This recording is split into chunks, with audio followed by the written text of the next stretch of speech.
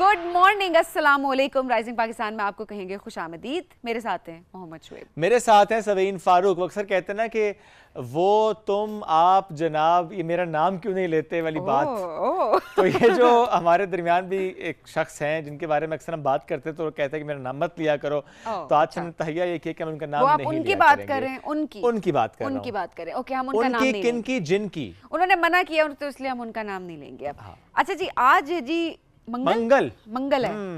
तो मतलब वीक का जो मिड होता है वो ये मिड प्री मिड मतलब ऑलमोस्ट मिड ना, मतलब वेंसडे मंडे ट्यूसडे वैसे रूटीन सेट हो जाती है। वेंसडे जब मंडे ट्यूसडे सॉरी वेंसडे जब आता है तो फिर लोग वीकेंड के इंतजार में लग जाते हैं। लेकिन वेंसडे थर्सडे ये 2 दिन ऐसे होते हैं जो कि काफी लाइक लेजी चल रहे होते हैं, जिसमें बस इंतजार हो रहा था वीकेंड आ जाएगा एंड ऑल दैट। बट मंगल को लेकर काफी सुपरस्टिशियस बिलीफ भी है शुएब। बिल्कुल ऐसे है। मंगल को लेकर लोग कहते हैं हम ट्रैवल नहीं करेंगे, स्पेशली वो रिश्ते के पर्सपेक्टिव से हम देखते हैं कुछ इलाकों में वाकई ये चीज़ बहुत ज़्यादा कॉमन है, जहाँ पे कहा जाता है कि अगर मंगल है तो हम रिश्ता लेकर नहीं जाएंगे, या कोई रिश्ता देखने के लिए आ रहा है तो उससे भी कहेंगे मंगल आज मत आए। किसी जॉब के हवाले से, किसी इंटरव्यू के हवाले से, किसी ट्रैवल से मुतालिक मंगल को लेकर बहुत ज़्यादा सुपरस्टिशियस बिलीव्स होते हैं कि नहीं जी इस दिन अगर जाएंगे तो काम ख़राब हो जाएगा। अच्छा, उसमें होता क्या है, कभी ना कभी क्योंकि काम ख़राब हुआ होता है तो वो और काम पक्का हो जाता है कि अब मंगल का तो करना ही नहीं है। हालांकि बाकी दफ़ा भी काम ख़राब हुआ होता है वो हम भूल जाते हैं।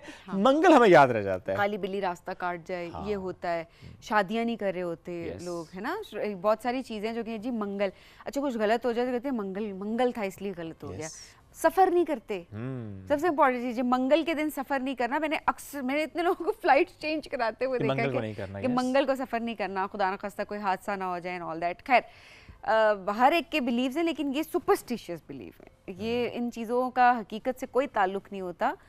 लेकिन वही बातें ना जो चलती आ रही हैं सदियों सालों से, और वही बातें जो है वो आगे जनरेशन जो है वो फॉलो कर रही होती हैं। बट अब की जो जनरेशन है, जेन जी, जेन अल्फा, ये इसको ब्रेक करेंगी। आई एम श्योर जेन जी तो ऑलरेडी कर चुके, एग्जैक्टली जेन जी तो वैसे ही ब्रेक कर चुके हैं। जेन अल्फा तो जाहिर सी बात है जेन जी ने ब्रेक कर लिया तो जेन अल्फा को तो पता ही नहीं है कि ये चीज़ें एग्जिस्ट करती हैं। तो ये बड़ा ज़रूरी होता है कि किस तरीके से आपने इन चीज़ों को ब्रेक करना होता है। और लेकिन हाँ, लड़ाई नहीं करनी, बड़ों के साथ बदतमीजी नहीं करनी। मैंने अक्सर लोगों को बोलता है कि मिसबिहेव करना शुरू कर देते हैं। देखिए हम सही गलत तो अपनी जगह पे होता है, बट रिस्पेक्ट का एलिमेंट भी अपनी जगह पे होता है। इतने सदियों सालों से अगर कोई नहीं, इतने सदियों सालों नहीं, सालों सालों से अगर कोई महावरतन बोला अगर किसी अगर किसी के बिलीव्स हैं तो आप उसको एकदम चेंज नहीं कर सकते। एक बहुत बेहतर तरीका होता है कम्युनिकेट करने का। और मे बी अगर कोई चीज करने में हर्ज नहीं है तो बस वो कर लें। Let them live with their beliefs, it's okay। आप उसे फॉलो ना करें, अपने हिसाब से चलें। आपने ट्रैवल करना है, आप मंगल को ट्रैवल कर लें, फैसला करना है कर लें, इंटरव्यू के लिए जाना है चले जाएं, रिश्ता लेकर जाना है चले जाएं, कोई मसला नहीं है। अच्छा जरा आप बताएं हमें कि सुपरस्टिशियस बिलीफ कौन से हैं जो कि आपकी फैमिली में, आपके इलाके में हैं, वो हमें बताएं। हम वुड लव टू नो कि क्या डिफरेंट चीज़ें होती हैं। एब्सोल्युटली, प्लीज़ हमें बताइए, व्हाट्सएप कीजिए। अभी हम बढ़ने एक ब्रेक की तरफ, जब ब्रेक से वापस आएंगे तो हमारे मुख्तलिफ मौज़ूआत जिस पर हम करेंगे बात। रही है हमारे साथ, ये है राइजिंग पाकिस्तान।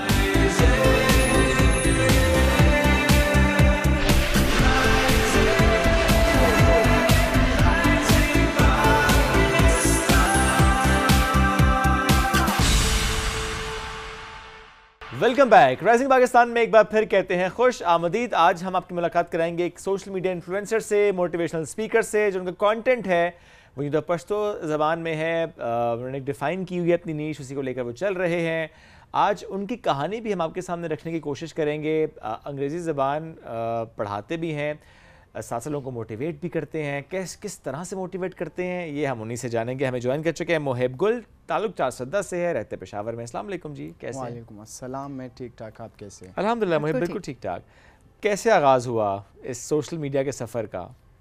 बस इस तरह था कि मैं यूनिवर्सिटी ऑफ स्पोकन इंग्लिश में पढ़ रहा था, तो मेरा वालिद साहब जो था वो बेसिकली चिप्स बेच रहा था। अच्छा। तो मैंने अंग्रेज़ी ज़ुबान सीखी, उसके साथ साथ आईटी स्किल्स पे बहुत तवज्जो दी। और उसी के बाद जब मैंने ये चीज़ें इम्प्रूव किया तो मेरे जो टीचर्स थे उन्होंने मेरे ऊपर एक डॉक्यूमेंट्री बनाई, जिस डॉक्यूमेंट्री में मैंने लोगों को बहुत ज़्यादा मोटिवेट किया। और मैंने उन लोगों को ये मैसेज दिया कि अगर एक चिप्स भेजने वाला बच्चा इंग्लिश सीख सकता है, कंप्यूटर स्किल्स सीखता है और इसी तरह वो आगे जा सकता है, सो व्हाई नॉट यू।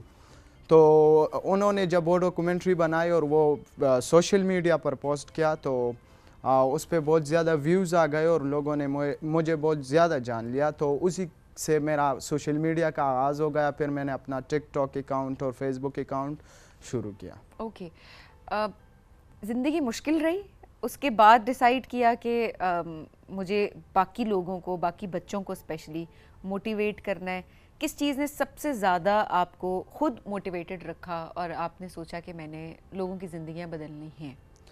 आपने बहुत स्पेशल बात की, और वो ये था कि मेरे वालिद साहब जब चिप्स भेज रहे थे तो उन्होंने मुझे एक बात कही थी कि मैं ख़ुद नहीं खाऊंगा लेकिन आपको खिलाऊंगा, आपको एजुकेशन प्रोवाइड करूंगा। तो इस बात ने मुझे बहुत ज़्यादा मोटिवेट किया। मैंने कहा कि अगर मेरा वालिद साहब मेरे लिए ये कर सकता है, so why I will not do this kind of things for my father. मेरा प्लान भी ये था कि इंशाल्लाह मैं बड़े होकर CSS करूँगा, और मैं जो है 9-10 क्लास से मैं उसके लिए स्टडी कर रहा था। तो मेरे वालिद साहब जो है वो मुझे हर रोज़ मोटिवेट करता था कि you can do everything my son and I am with you, don't worry. तो जब उन्होंने मुझे ये बात कही तो मैं जो है बहुत ज़्यादा मोटिवेट हो रहा था, और मैंने सोचा कि अगर मेरा वालिद साहब फाइनेंशियली भी वीक है, उसी के साथ साथ वो मुझे इतनी फैसिलिटीज़ भी दे रहा है, तो अगर मैं आगे जा सकता हूँ तो और बच्चे क्यों आगे नहीं जा सकते। तो मैंने फिर मोटिवेशनल कंटेंट स्टार्ट किया, और मैंने लोगों को इसी बेस पे फिर मैंने मोटिवेशन। आप बहन भाइयों में सबसे बड़े हैं? नहीं, मैं सबसे बड़ा नहीं हूँ। मेरे 6 बहन है और एक भाई है। 4 बहन जो है वो मेरे से बड़े हैं, एक भाई भी बड़ा है, मैं बस दरमियान में हूँ। अच्छा, आपको किसने सिखाया? ठीक है, वालिद साहब ने एक दफ़ा कहा कि मैं आपके साथ हूँ, करो, बट आपको कोई इदारा मिल गया, कोई शख्स मिल गया, कोई उस्ताद मिल गया, किसने आपको सिखाया फिर? बस इस तरह था कि सबसे पहले तो मैं जब 7 क्लास में था तो मैंने इंग्लिश लैंग्वेज का आगाज़ किया था। अल्हम्दुलिल्लाह अभी BS कर रहा हूँ। माशाल्लाह। तो जब मैं यूनिवर्सिटी ऑफ स्पोकन इंग्लिश में जा रहा था, वहाँ पे क्लासेस जो है मैंने ले रहा था, और इसी के साथ साथ मेरा एक टीचर था जिसका नाम अकबर शाह खिलजी साहब है। वो मुझे मोटिवेट करता था, और उन्होंने मुझे इस प्लेटफॉर्म पे भी लाया है, और वो मुझे कहता था कि you can do, so I am with you and don't worry about your future. और ये जो 7th क्लास से आपने आगाज़ किया, 7th क्लास में यूनिवर्सिटी ऑफ स्पोकन लैंग्वेज? हाँ, बस 7 क्लास में जब मैं प्रमोट हो गया, क्योंकि मैंने एजुकेशन जो है वो सरकारी स्कूल से हासिल किया, तो सरकारी स्कूल में मेरा इंग्लिश इतना स्ट्रॉन्ग नहीं था। तो मेरे वालिद साहब ने डिसाइड किया कि आपको इंग्लिश लैंग्वेज क्लासेस के लिए ले जाना है। तो फिर उन्होंने मेरा admission university of spoken English में किया, और मुझे अकबर शाह सर मिल गया, तो उन्होंने फिर मुझे मोटिवेट कर रहा था, और मुझे मेरे ऊपर उन्होंने बहुत अच्छी डॉक्यूमेंट्रीज भी बनाई। अच्छा, आपके साथ और भी कुछ ऐसे स्टूडेंट्स जो कि इसी तरह से आगे बढ़े और मोटिवेशनल कंटेंट बनाते हैं?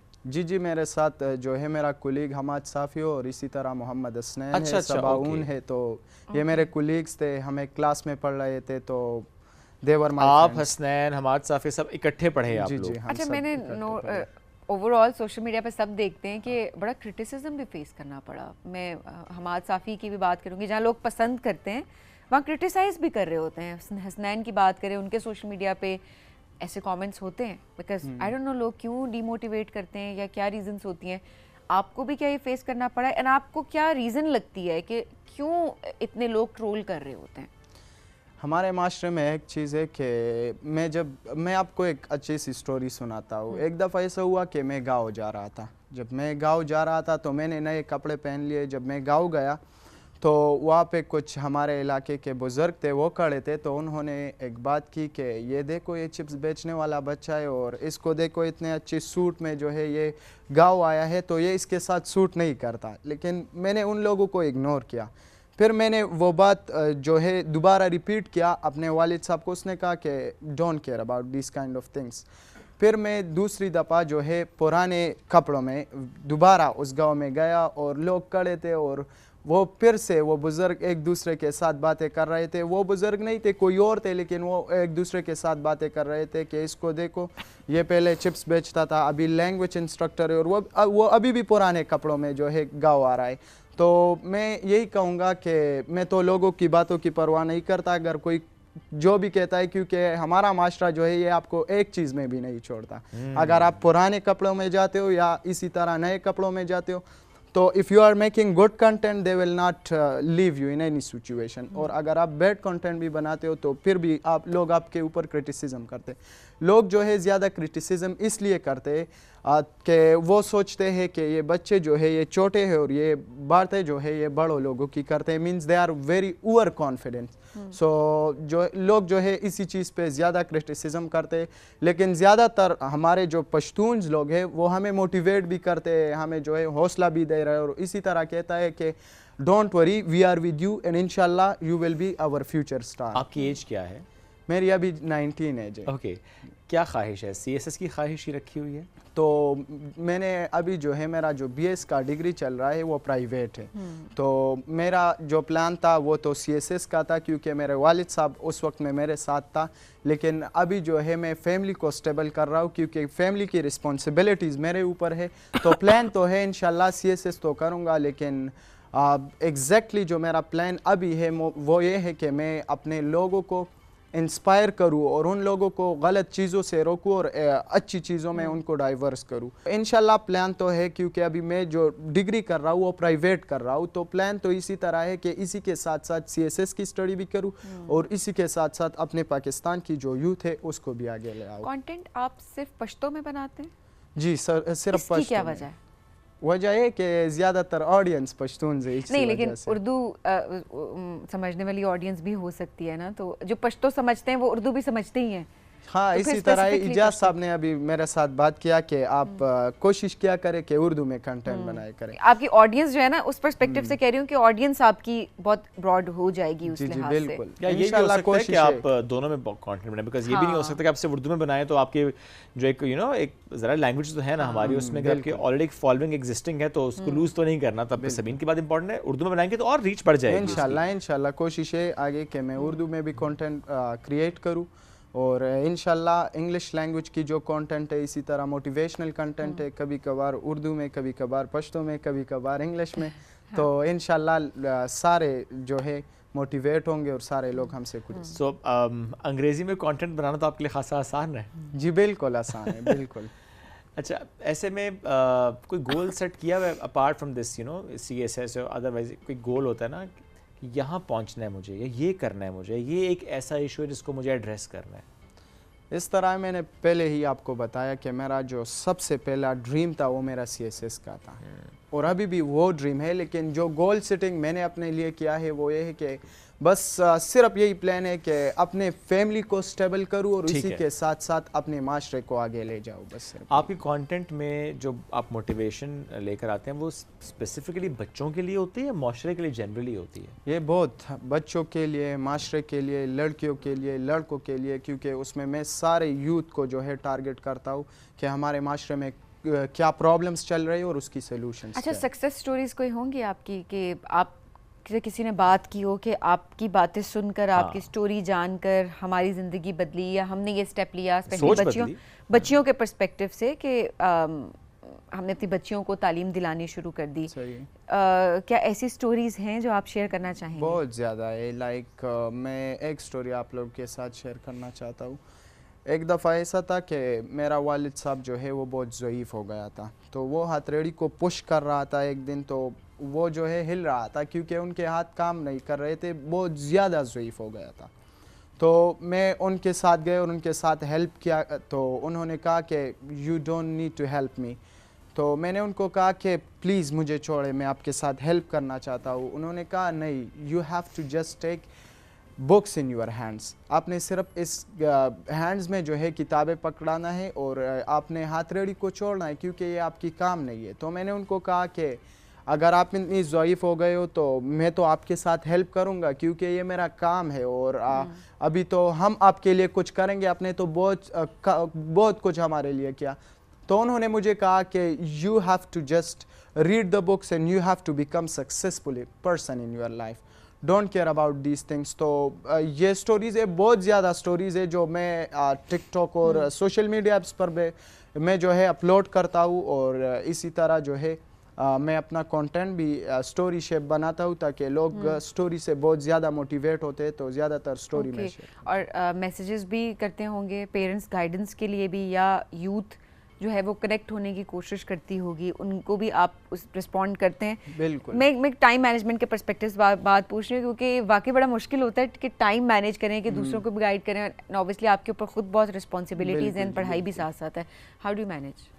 इसी तरह मैनेज करता हूँ कि मैंने अपने लिए खुद एक टाइम मैनेजमेंट किया है, और मैं लोगों को भी यही कहता हूँ कि time management is very important in life. आप जो एक्टिविटी भी करते हो तो आप टाइम मैनेजमेंट ज़रूर करें, क्योंकि अगर आपकी टाइम मैनेजमेंट ठीक है तो फिर आपकी लाइफ में ना प्रॉब्लम्स आएंगे, ना आप एंजाइटी और डिप्रेशन में जाएंगे। आजकल हमारे सोसाइटी में जो यंग जनरेशन है उसको देखो, वो एंजाइटी, डिप्रेशन, सोशल एंजाइटी उन लोगों में ज़्यादा है। क्यों? क्योंकि उनका टाइम मैनेजमेंट नहीं है, वो लोगों के साथ बैठता नहीं है। तो मैंने जो अपना टाइम मैनेजमेंट जो है वो सही तरीके से किया है, इसी वजह से मैं लोगों को रिस्पांस भी टाइम पे देता हूँ, इसी तरह मैं कंटेंट क्रिएशन भी करता हूँ। तो हर एक चीज़ का अपना एक टाइम है। So I am managing this things like this. अब जब गांव जाते हैं तो अभी भी जुमले वही होते हैं? नहीं, बस अभी जो है मैंने वो स्टाइल, मैंने आपको स्टोरी बताया कि पहले जो है नए कपड़े फिर पुराने कपड़े, तो बराबर हो गया, सब कुछ बराबर हो गया। अच्छा, और फ्रीक्वेंसी क्या रखी है कंटेंट की? डेली वीडियो बनाते हैं? डेली नहीं, बस वीकली बेस पे जो है सारा कंटेंट बनाते हो, फिर पर डे जो है वो अपलोड करते हैं। और ज़रा इसके साथ पढ़ भी रहे हैं और पढ़ा भी रहे हैं और साथ ही कंटेंट भी आप क्रिएट कर रहे होते हैं। अच्छा, जो आपका इदारा जिसमें आप पढ़ रहे हैं, चूँकि हम देख रहे हैं स्टाइल बड़ा सिमिलर है, वो समहाउ ज़ाहिर एक माहौल होता है, फिर उस्ताद होते हैं, वो स्टाइल भी समहाउ थोड़ा सिमिलर आ जाता है, हमाद साफ़ी हो या हसनैन हो या आप हो। सो रूटीन क्या होती है इस इदारे में, और कितने बच्चे हैं वहाँ पे जो पढ़ रहे हैं, और किस तरह से वो इंग्लिश सिखा रहे होते हैं, और ये कॉन्फिडेंस कैसे बिल्ड करते हैं वो? यहाँ पर ज़्यादातर स्टूडेंट्स जो आते हैं वो सेफ्टी के रिलेटेड निबोश आयोश ये चीज़ें करते हैं, और फिर गल्फ़ कंट्रीज़ में वो लोग जॉब करते हैं, तो उनको इंग्लिश लैंग्वेज की ज़रूरत बहुत ज़्यादा होती है, क्योंकि वो फिर इंटरव्यूज़ देते हैं। तो हमारी क्लासेस का जो रूटीन होता है, तो मैंने अपने इंग्लिश लैंग्वेज क्लास का जो रूटीन बनाया है वो सब इंग्लिश लैंग्वेज क्लासेस से डिफरेंट है, क्योंकि मंडे के दिन हम कन्वर्सेशन क्लास पहले लेते हैं, उसके बाद हम जनरल डिस्कशन करते हैं, और इसी के साथ साथ हम जो है एक दूसरे के साथ डिबेट करते हैं। इसी तरह ट्यूसडे के दिन हमारे प्रेजेंटेशन एक्टिविटी होती है, तीसरे दिन हमारा वीडियो डे होती है। Means I don't want to teach from the book, मैं किताब से नहीं पढ़ा रहा हूँ, मैं जो है जनरली मैंने जो प्रैक्टिकली इंग्लिश सीखा है किताबों से, टीचर्स। नहीं, मैं पूछना ही चाह रहा था कि जो आपने जब पढ़ा, जब आपने सीखा उस इदारे में जिसमें आप भी थे, हमाद भी था, हसनैन भी था, तो आपकी रूटीन क्या होती थी वहाँ पे? बस हमारा रूटीन इस तरह होती थी कि हम क्लास के लिए जाते थे सिंपली, और क्लास अटेंड करती थी, और इसी तरह एक्टिविटीज़ क्लास में पहले बुक पढ़ाना, और उसी के साथ साथ प्रेजेंटेशन, डिबेट, ये सारे एक्टिविटीज़ वहाँ पे भी थे। और उसी के बाद हमारा जो है बाहर, क्लास के बाहर सेशन होता था, हमारे लिए एक स्टूडियो बनाया गया था जिसमें टीचर्स हमें ट्रेनिंग देते थे कि आपने इसी तरह बातें करना है, इसी तरह आपने एक्ट देना है, इसी तरह अगर कोई एल्डर आपसे सवाल पूछे उसको आपने कैसे रिस्पॉन्स देना है। तो वो हमारा अपना एक स्टूडियो तो, और एक स्पेशल इंस्ट्रक्टर कोर्स होता है? किस चीज़ का? इंग्लिश लैंग्वेज का या सुपर किड का? सुपर किड का। तो सुपर किड जो है वो तो हमारे जो अपना ट्रेनिंग था वो मैक्सिमम 3 मंथ्स का होता था। अच्छा, 3 महीने में सुपर किड तैयार? कितने सुपर किड्स तैयार हो गए? बस अभी तक जो 3-4 तैयार हो गए, हमाद साफ़ी, हसनैन, इसी तरह सबाउन, और एक। लेकिन कितने होते हैं एक टाइम पे? एक टाइम पे जो है अभी तो एक क्लास फिनिश हो गया, क्योंकि they don't want to create more students like this. हाँ, बस अभी ये प्रोग्राम ख़त्म हो गया, लेकिन हमारे वक्त में जो लोग होते थे वो मैक्सिमम उसमें बड़े भी होते थे, छोटे भी होते थे, तो मैक्सिमम 15 to 16, एंड फिर उन 15 या 16 में एक बंदे को सेलेक्ट करता था, और फिर उस पर वीडियो। प्रोग्राम ख़त्म क्यों हुआ? बस इसी वजह से ख़त्म हुआ कि बहुत ज़्यादा लोग जो है अपने बच्चों को लेकर आते थे, और उनको कहा कि हमारे बच्चों को सुपर किड बनाओ। तो फिर हमारे यूनिवर्सिटी पे बहुत ज़्यादा क्रिटिसिज्म हो गया, तो इसी वजह से उन्होंने, बिकॉज ये सोशल मीडिया पे वाकई लोग क्रिटिसाइज कर रहे थे, तो बहुत ज़्यादा उनको क्रिटिसिज्म कर रहा था, और फिर वो उनकी वजह फिर बच्चों को भी ओवरऑल क्योंकि मैं ट्रोलिंग की इसलिए बात ज़रूर कर रही होती हूँ, क्योंकि देखिए हमारी यंग जनरेशन है, हम वो उसी तरफ जाएंगे जिस तरफ आप ट्रेन करेंगे, बट देन अगेन ये सोचें कि क्या वो किसी को नुकसान पहुंचा रहे हैं? वो अपना काम कर रहे हैं सोशल मीडिया पे, आप फॉलो ना करें अगर आपको पसंद नहीं आ रहा काम। फॉलो तब करें अगर आपको कोई चीज़ अच्छी लग रही है, या मैं तो हमेशा कहती हूँ कि अनफॉलो क्या ही करना है आप, बस अगर ऑलरेडी फॉलो किया हुआ है तो बस अच्छे से चीज़ अडेप्ट करें, जो नहीं अच्छा लग रहा उसको लेट गो करें। सो ये बड़ी इंपॉर्टेंट चीज़ होती है। और अगर नहीं पसंद तो तरीके से बात करें, तरीके से मना करें, तरीके से बात करें। वाकई शोएब ये बड़ा ज़रूरी है। Selection choice of words should be very decent, ये बड़ा ज़रूरी है। Thank you very much for joining us, it's great to have you. साथ मौजूद थे आप, जिस तरीके से आप इस मोटिवेशनल कंटेंट को लेकर चल रहे हैं, अपनी जर्नी को लेकर चल रहे हैं और ओन करते हैं वो जो हार्डशिप्स आपने फेस किए हैं, आपके फादर ने फेस की, एक तो आप ओन करते हैं उसको और आप बताते हैं कि हमने ये फेस किया, हम आगे बढ़े। तो जब हम इस सिचुएशन से निकलें तो why not you. Let's take a break. We'll be right back. This is Rising Pakistan.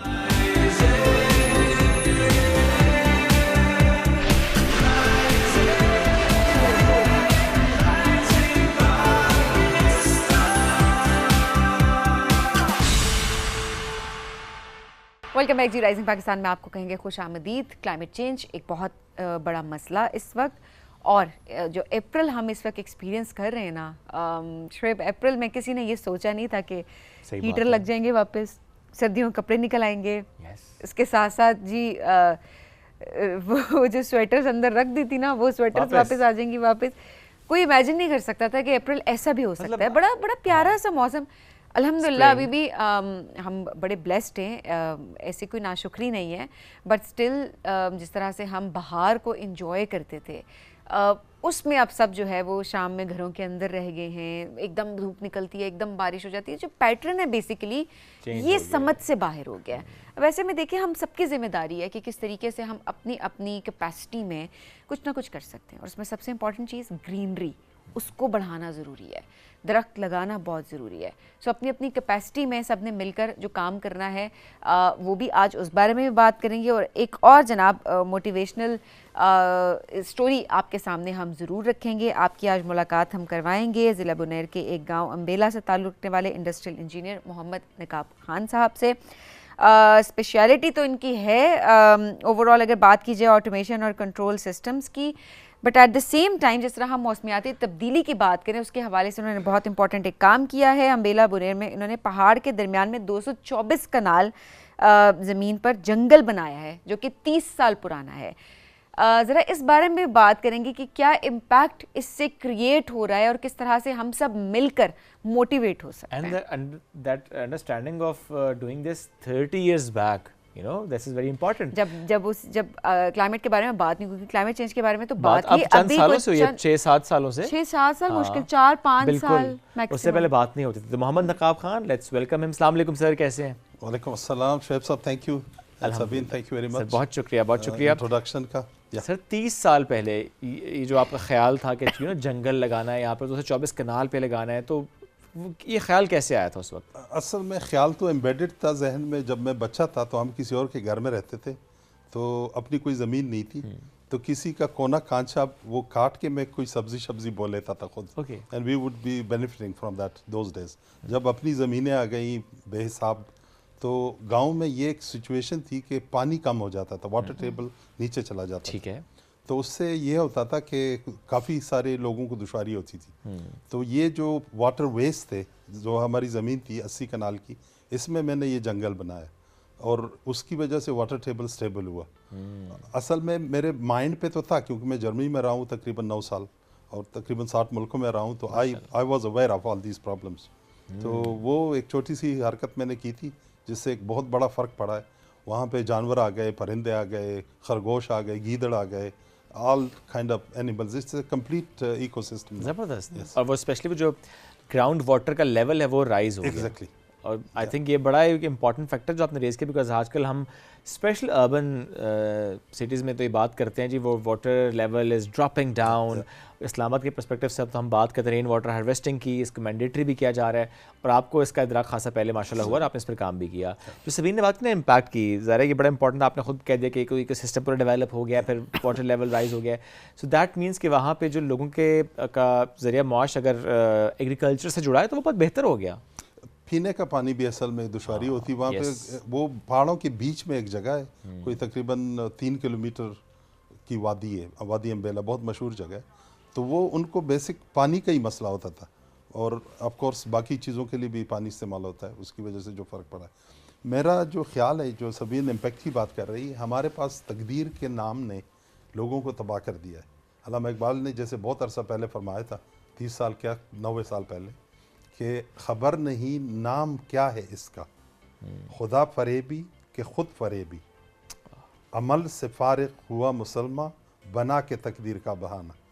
लोग सोचते हैं कि बस मैं कुछ नहीं करूंगा, जो होना होगा हो जाएगा, या जो हो, जब कहते तकदीर में लिखा था। You are given all the resources, वो रिसोर्सेज इस्तेमाल करके you can create the impact, you can have the result you want and you can fix the things the way you want it. ये बड़ी इंपॉर्टेंट बात है वाकई। हम अक्सर ये कहते हैं बस यही लिखा था, और हम अक्सर ये भी कहते हैं गो विद द फ्लो, बस जो होना है वो हो जाएगा, बस लिख दिया गया है, चेंज कैसे लाया जा सकता है। That's the right word. That is a problem. Yes.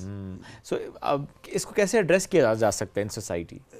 अब मेरे ख्याल में इसमें सबसे पहले तो you have to drive by example ना, यानी प्रैक्टिकल एग्जांपल अगर आप शो कर लेते हैं किसी को तो it is easy to follow. सिर्फ वो नसीहतों से और गाइडलाइंस से और इंस्ट्रक्शन से और अच्छी बातों से कुछ नहीं होता। तो this was one of the reason I practically did this and I physically worked in it also by myself. और कुछ चीज़ें ऐसी होती हैं, जैसे मैंने आज बताया कि मैं इस्त्री वाले कपड़े नहीं पहनता, ये ख़ास तौर पे वो गले से निकाल के रखें। उसकी वजह ये कि मैंने सिर्फ पाकिस्तान में देखा है कि लोग इस्त्री करके कपड़े पहनते हैं। आई मीन सूट्स के लिए ठीक है, you have to press them, you can not live without that, मगर बिला वजह के जो इस्त्री करते हैं इस पर तो खर्चा होता है। एक ख़वातीन मारी जाती हैं, 10-15 लोग जो होते हैं वो जो इस्त्री करके करते हैं, तो एक तो बिजली का कबाड़ा हो जाता है, दूसरी बात ये कि वो ख़वातीन के ऊपर बहुत ज़्यादा प्रेशर पड़ता है उसका। मैंने चाइना में देखा है, कुछ 14 साल से मैं आते जाता हूँ, रहता हूँ वहाँ पे, मैंने कभी किसी को कपड़े इस्त्री करते हुए नहीं देखा, कभी नहीं। आई रियली इंसिस्ट कि मेरे कपड़ों को कोई हाथ नहीं लगाए यहाँ पे भी। तो मतलब वहाँ पे कपड़े इस्त्री का कॉन्सेप्ट है ही नहीं। वो आप उसको धो लें, हाथ से ऐसे मार के, हाथ से प्रेस करके रख लें और बस। फैब्रिक डिफरेंट होता हो। I don't think so. Maybe we are using different fabric, ना? Because अगर सिल्क या ऐसा कोई फैब्रिक हम भी इस्तेमाल कर रहे हो तो वो वाकई जरूरत नहीं होता, वो आप हल्का फुल्का स्टीमर या लेट्स सपोज वो भी ना करें तो ज़ाती तौर पे जो भी मेरे कपड़े होते हैं वो कॉटन के भी यहाँ पे मैं उसको इस्त्री नहीं करवाता। अच्छा, किसी फिर महफिल में कभी जाते हो तो कोई कहता ना कि इस्त्री तो I don't care, this is one of another problem ना, कि लोग क्या कहेंगे। अच्छा I really want to know कि आपने इसको ओवरकम कैसे किया, कि लोग क्या कहेंगे। Sabeen is really resistive for good things, like आप कभी बिरयानी का बताते हैं तो वो कहती कि नहीं मैंने तो सवाल ही पैदा नहीं था, आपके लिए आप अरेंज करें, तो मैंने उनको सुना। ये आपको कैसे पता? ये देख ले, सर ने नोटिस कर लिया। I really want to know कि आप you are resistive in these things ना। नहीं, ये तो वैसे बड़ा सीक्रेट है यहाँ का, ये आप तक पहुँचा कैसे? मैंने सुनी आपके सीरीज में सुनता हूँ और sir thank you for taking my side. वो हम बेसिकली ऑडियंस को भी बता रहे होते ना कि तो लग गया पता सबको। नहीं, वो लोगों को ये भी पता लग गया कि खिलाते आप फिर भी नहीं है वो, लेकिन आप उनकी बात पे गौर नहीं कर रही कि आप रेजिस्टिव हैं, वो ही खिला दे, ये खुद ले आओ। You are resistive to good things। Oh my God। जी, असल में ये एक कंसेप्ट है ना, जैसे मैंने बताया एक्सेप्शंस है, you can not wear a suit and tie without pressing, you have to do that, dry cleaning लाजमी है उसकी, and I do that myself also. मगर जब नॉर्मल एंड कैजुअल वो होती है, you don't have to look at that कि कौन क्या सोचता है, क्या देखता है। मैं खुद इन चीज़ों से बहुत गुजरा, मैंने अपनी ज़िंदगी पे किताब भी लिखी है, शायद आपको अंदाज़ा होगा, उसमें मैंने ये सारी चीज़ें नोट की है कि ज़ाहिर की आंख से न तमाशा करे कोई। मेरे साथ हुआ है कि किसी बंदे ने मुझे देख के फैसला कर लिया है कि इसको इस तरीके से ट्रीट करना चाहिए और ऐसे नहीं ना, तो वो सारे वाकयात मैंने नोट किए हैं और मैंने लिखे हैं। या हमसे शेयर करें ना, बुक में शेयर कर दूंगा। अच्छा, लेकिन जरूर बताइएगा कि इस चीज़ को कैसे ओवरकम किया जा सकता है, बिकॉज हम सब कहीं ना कहीं इसमें जकड़े हुए हैं कि लोग क्या कहेंगे। कुछ चीज़ें हम नहीं भी करना चाहते, लेकिन हम बस यही कहते हैं कि लोग क्या कहेंगे इसलिए हमें करनी पड़ेंगी। कैसे इस माइंडसेट से निकला जाए? मैं बहुत अरसे से ये सोचता था कि जिस ऑर्गेनाइजेशन में मैं जा रहा हूँ, मैं बहुत सारी ऑर्गेनाइजेशन में काम किया अपनी कंपनियों के अलावा, तो मैं सोचता था कि वहाँ पे कोई बहुत बड़े कैपेबल लोग बैठे होंगे, सही है ना, यानी एक थोड़ी सी वो इन्फीरियरिटी कम्प्लेक्स का मसला होता है। जब मैं वहाँ पे जाता था और अपने नॉलेज और अपनी कैपेबिलिटी को कंपेयर करता था, तो पता चलता था कि 6 महीने के बाद मेरा बॉस जो है ना, मेरा बॉस नहीं रहता था। तो this is that basic confidence and the capability you have, and Allah have granted everybody the resources। जिस जगह पे है उस हाल में अगर आप खुश हैं तो you will not have these problems. उसमें फिर ये होता है कि आप आई मीन मेरी कुछ और भी सोचें, I don't know if you like it और नॉट, मगर मैं कहता हूँ कि किसी बंदे को आप पेंसिल और कापी दे के किसी दुकान में भेज दें और उसको कहें कि चीज़ों को नोट डाउन कर दें कि इसमें कौन सी चीज़ें ह्यूमन रिक्वायरमेंट्स के मुताबिक हैं। मेरे ख्याल में आपको आलू और प्याज के अलावा और कुछ नहीं मिलेगा, बाकी सारी चीज़ें ऐसी हैं जो गैर ज़रूरी है, जो गैर ज़रूरी है और जिसके ऊपर कौम का पैसा खर्च होता है, यही पैसा किसी प्रोडक्टिव उसमें इस्तेमाल हो सकता है और उसमें से फिर लग्जरी डिराइव की जा सकती है। सर आप तो ग्रोसरी आसानी से कर लेते होंगे। आप तो I don't buy anything, we grow them. Oh wow, I like it. हमारे घर में लिटरली आप आए, इंशाल्लाह आपको मैं दावत देता हूँ, जब भी आप आए आपको घर के अंदर सब कुछ मिल जाएगा, सब्जियां, फ्रूट्स, पानी, गोश्त, चिकन, अंडे, सब कुछ घर के बाहर से लाने की कोई जरूरत ही नहीं है ऑलमोस्ट। शायद माचिस की तीली खरीदनी पड़ेगी हमें कभी, क्योंकि वो वुड को आग लगाने के लिए पत्थर रगड़ने में टाइम लग जाता है। And on the other hand, I live in 7-star hotels and I sleep in the sand. These are the extremes, by the way. I use chopsticks like Chinese, and I eat forks and with hands like Indians. So जब भी जिंदगी जिधर भी ले जाए, तो जहाँ पे होते हैं उस माहौल के हिसाब से ये इसको यूँ कहना चाहिए। Correct. You don't have to be distinguished. ना? पैगंबर सल्लल्लाहु अलैहि वसल्लम के बारे में बताते हैं कि वो जब अपने साहबा में बैठे होते थे तो कोई पहचान नहीं सकता था। What does it mean? It means उसके कपड़े वैसे ही होते थे, बैठना उठना वैसे ही होता था। And by the way, this has its own benefits also. जैसे आपको बताया गया कि अपने ड्राइवर को वही कपड़े पहनाए जो आप खुद पहनते हैं, वही खिलाएं जो आप खुद खाते हैं। जब आप जा रहे होते हैं सिक्योरिटी के पॉइंट ऑफ व्यू से भी बाय द वे कोई डिस्टिंग्विश नहीं कर सकता कि बॉस कौन है इनमें से। सही बात है। And you could be protected because of that security concerns. अगर आप अपने आप को डिस्टिंग्विश कर लेते हैं कि वो स्टार की तरफ आप चमक रहे हैं तो ultimately you are exposed. Very true. So this is one of the things. Yeah. That's great. Coming back to that jungle part, क्योंकि 30 साल पहले आपने लगाया और it's a nice thing. जब आप विजिट करते हैं उसको क्या फीलिंग आती है? फीलिंग तो मुझे ऐसी आती है कि मैं कभी कभी जो है ना लोगों को कहता हूँ कि मेरा नाश्ता उधर ले आए। अच्छा। तो मैं वहाँ बैठता हूँ, वो हवाएं चलती है जो सबीन बता रही थी, अप्रैल वाली अच्छी हवाएं, फिर दिल नहीं करता, मैं कहता हूँ लंच का भी इधर ही अरेंज कर लो ना। क्या बात। फिर डिनर भी उधर हो जाता है, फिर रात तक बैठा रहता हूँ। क्या बात। It is a perfect place. और अभी हमने जो है ना कुछ गाय वगैरह और ये चीज़ें भी ऐड कर दी है, बिल्कुल उनको वो नेचुरल माहौल कि खुली घूम रही है, पानी पी रही है, खा रही है, सब कुछ ना। तो it is a great feeling really once you see the nature flourishing. माशाल्लाह। This is the best reward anybody can see. So तो एक अच्छा टूरिस्ट स्पॉट बन गया। It is actually. It is a spot. अच्छा, और आपका भी ज़्यादातर टाइम जो है वो फिर जंगल को ही जाता होगा? To be very frank, बहुत कम मौका मिलता है। जो वक्त मिल जाता है वो वहाँ पे गुजार लेते हैं। मैंने एक और रेस्ट हाउस बनाया था जिसपे वो टीन की चादरें इसलिए बनाई थी कि बारिश की आवाज़ आए तो आवाज़ आएगी। ये मेरी बचपन की जो है ना वो क्या कहते हैं उसको, नॉस्टैल्जिया था मेरा। एग्जैक्टली। इत्तेफाक की बात है, उसको तकरीबन 20 साल हो गए और एक दफा भी ऐसा नहीं हुआ कि मैं वहां था और बारिश हुई। You can not think of तकदीर सर, तकदीर वो वाला, ये वाला ना, मैं बारिश तो नहीं करा सकता। नसीब सर, नसीब। Once you utilize all your resources, once you utilize all your knowledge and power, उसके बाद तकदीर शुरू होता है। आपने अपना काम नहीं किया, आपके सामने प्लेट रखी गई, चम्मच दे दी गई और आप समझते तकदीर है, तो दैट इज अ प्रॉब्लम। आप इस्तेमाल करें, जब आप इस्तेमाल करके मुंह में नवाला डालते हैं उसके बाद तकदीर की बात। सही बात है। सर चूँकि देखिए आप माशा जर्मनी में भी टाइम स्पेंड किया, चाइना में भी, बहुत सारे मुल्कों में आप गए, टाइम स्पेंड किया, वहाँ के लोगों को देखा, तहजीब को देखा, माहौल को देखा। जो डिफरेंसेस की हम अक्सर बात करते हैं, जिसमें एक आपने बड़ा अच्छा कहा, चाइना में से लोग कपड़े प्रेस नहीं करते और this is something very good कि यू नो एनर्जी को आप कंजर्व करें। और कौन से ऐसे डिफरेंसेस जो आपने फील कि चाहते हैं कि यू नो वो हमारे अंदर आए as a whole in nation?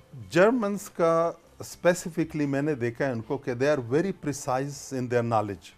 They don't pretend that they know something, what they know they say it and they show it. मैं एक एग्जांपल देता हूँ। एक ट्रेनिंग में बैठे हुए थे हम लोग, तो एक जर्मन जो लेक्चरर थे हमारे, वो बता रहे थे कि ये जो सिस्टम है इसमें ये मॉड्यूल इधर लगेगा, इसके साथ ये लगेगा।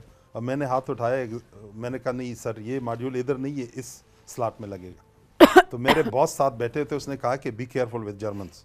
मैंने कहा I am careful, this module can not be fix there.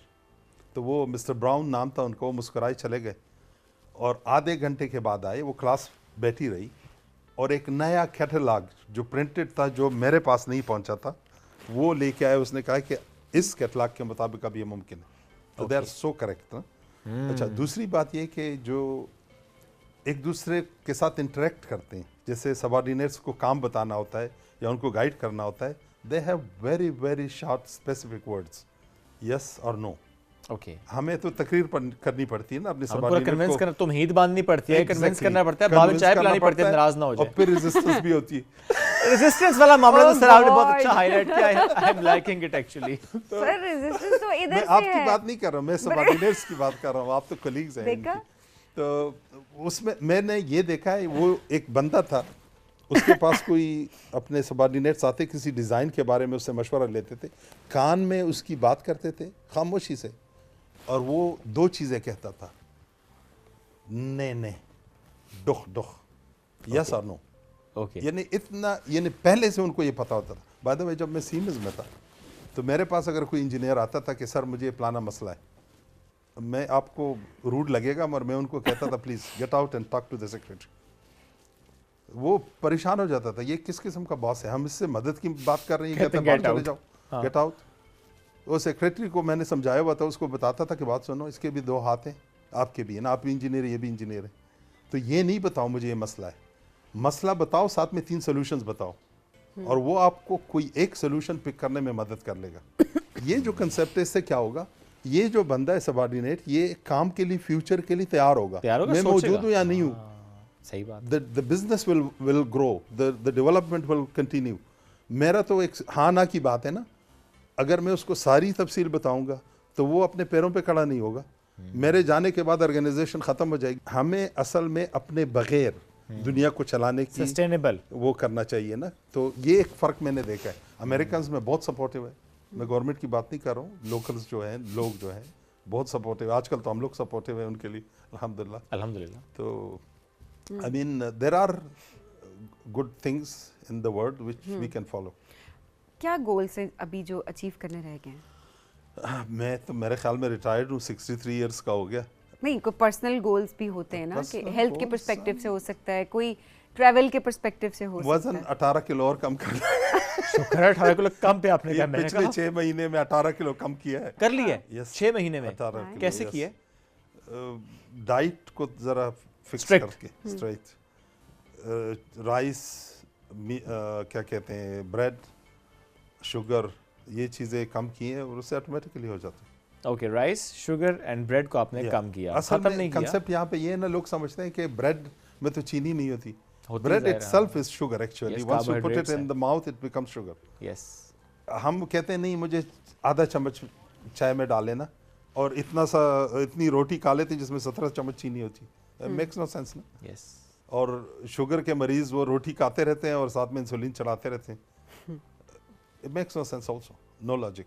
रोटी इसमें तो थोड़ी सी स्टडी करनी चाहिए लोगों को। सही बात, स्टडी तो कर लेते हैं, इम्प्लीमेंट नहीं करते। पता सबको है, पता मानते सब भी है। नहीं है ना। हाँ, नहीं पता भी है लेकिन हाँ मानते नहीं है। नहीं, वो जस्टिफाई, डिनाइल, स्टेट ऑफ जी, जी। डिनाइल। डिनाइल भी, और इससे को तो जस्टिफाई भी कर correct देते है, हैं, वो भी वो कहते हैं रोटी तो खाएंगे ताकत है, ताकत आएगी, रोटी ना खाई तो फिर क्या होगा? सारा मसला रोटी का को तो हम चम्मच के तौर पे इस्तेमाल करते हैं ना पाकिस्तान में, तो एसेंशियल तो पार्ट सर है ये लोगों को हमारे। समझाएं ना कि देखें राइस इज नॉट हेल्दी, तो बिरयानी नहीं खानी चाहिए। Yes, correct। बिरयानी तो खानी ही चाहिए मेरे कभी ख्याल में कभी नहीं तो। खानी चाहिए, बिल्कुल इसलिए देखें मैं कितना ख्याल रख रहा हूँ Cheat लोगों का कि मैं meal नहीं ना, लेकर आ cheat रहा, meal जी जी ताकि ये बिल्कुल, ना मैं ऐसे- आपके साथ हूँ इस थैंक मामले यू में। वेरी मच नहीं, सर। ठीक है, चीट मील की जो इजाजत वैसे वो होती तो है ना। 3-4 महीने में होना चाहिए, और हर ये हफ्ते एक नहीं और होना बात चाहिए। बताती हूँ, वो बिरयानी तो चले दूर की बात होगी, आज कहा गया था सिंगापुरियन राइस लेके आओ, आज खुद कहा था, हमने नहीं कहा था, वो भी ना आ सके। सिंगापुरियन राइस में शायद इनका कंसेप्ट ये है कि उसमें से जो पानी निकाल लेते हैं ना, तो स्टार्च सारा निकल जाता है, तो that is not having a lot of calories and a lot of carbohydrates. हाँ बात तो सही है, मैं भूला हुआ था जरा। You have to give me something for that.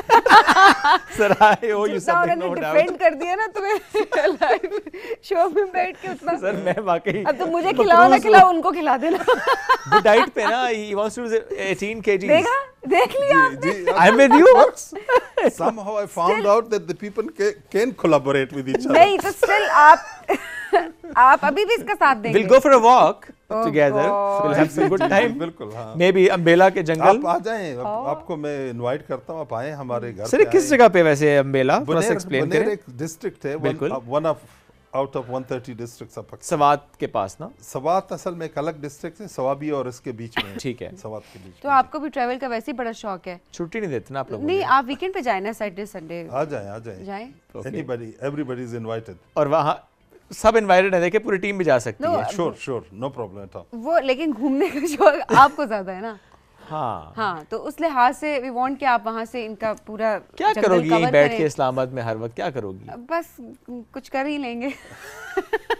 As कुछ ना कुछ तो कर ही लेंगे। Sir Age. आपको ट्रैवल का शौक रहा है हमेशा? मुझे तो बहुत शौक है और मैं तो पूरी दुनिया घूमता हूँ, माशाल्लाह। बल्कि गाड़ी से पूरा चाइना घूम चुका हूँ, जबरदस्त। पूरा जीसीसी घूम चुका हूँ और नेक्स्ट इरादा है मेरा पूरा यूरोप घूमने का। इंशाल्लाह। और फिर मॉस्को से मंगोलिया और फिर चाइना आने का इरादा है। जबरदस्त। फिर फ्लोरिडा से ऊपर व्हाइट हाउस तक, क्या कनाडा बात तक है। का इरादा है। ज़िगज़ैग को चीजें मार्क की हुई है, बस Nice. थोड़ा मौका मिले तो जब कहीं जाते हैं ट्रैवल पे कॉल आती नहीं है पीछे से, पहुंचे calls वापस? बहुत सारी आती हैं।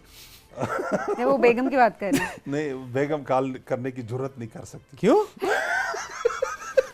उनको पता होता है कि काम करता है। हाँ, उन्हें बता के जाता है ना, पूरा उनको प्लान पता उनके है, सामने sure, होता है ना, sure. इसलिए वो नहीं पूछती। नहीं तो वो प्लान सामने होता है तो मान लेती है। क्या काम का कन्विंस plan कर है। रखा है। पर ये तो वैसे शुएब आपको टिप्स लेनी चाहिए। आपकी अगर लेट्स से एडाप्टेबिलिटी है, आप खुद अगर ऐसे शख्स हैं कि ऑप्टिमाइज्ड वे में जो है ना जिंदगी को चलाते हैं तो लोग आपको मान लेते हैं। Very true. अगर आप बैलेंस रखते हैं balance और जी बिल्कुल। जिस वक्त आप फैमिली के साथ हैं, आपको भरपूर टाइम फैमिली के साथ रेसिप्रोकेशन ना, you have to. Absolutely, that's very true. Sir माशाल्लाह, विद योर एक्सपीरियंस जो आपने सीखा, जो आपने ट्रैवल किया, एवरीथिंग, कोई एक ऐसी बात जो आप कहना चाहते हो हमारे नाजरीन को, बिलखुसूस यूथ को जो समझाना चाहते हो, what would that one thing be? एक छोटे से जुमले में मैं ये बताऊंगा कि अगर आप पैशन से कोई काम करते हैं, इश्क से कोई काम करते हैं, तो there is no way that you will have failure. और वो काम झाड़ू लगाना भी हो सकता है, उसमें आप एक्सेल कर सकते हैं, and it could be rocket science and spaceships also. मैं खुद, हमारी 7 नस्लों के पास 1 इंच ज़मीन भी नहीं थी। 1 इंच 7 नस्लों, अपना घर नहीं था, कुछ नहीं था, पहाड़ों में रहते थे। मेरी नस्ल में हमारी इतनी ज़मीनें अल्लाह के फजल से कि मुझे उसका पता भी नहीं है कि कौन सी ज़मीन कहाँ पे। तो you have to utilise your capability. अल्लाह ने जो दी हुई है उसको इस्तेमाल करके फिर बैठ के कहीं शिकायत कर लें, उससे पहले नहीं। हम शिकायत से शुरू करते हैं, अमल बाद में करते हैं। बहुत दुरुस्त बात। तो शिकायत ना करें, काम करें। Wake up and do your work. Sir, thank you very much. It's so great to have you. माशाल्लाह, अल्लाह सलामत रखे आपको। और हम ट्राई करेंगे सर ये अम्बेला विजिट करने का इंशाल्लाह। We'd love to visit that specific space. Thank you. नाज़रीन, एक ब्रेक की तरफ बढ़ना है, ब्रेक से वापस आएंगे, रहिए हमारे साथ। ये है राइजिंग पाकिस्तान।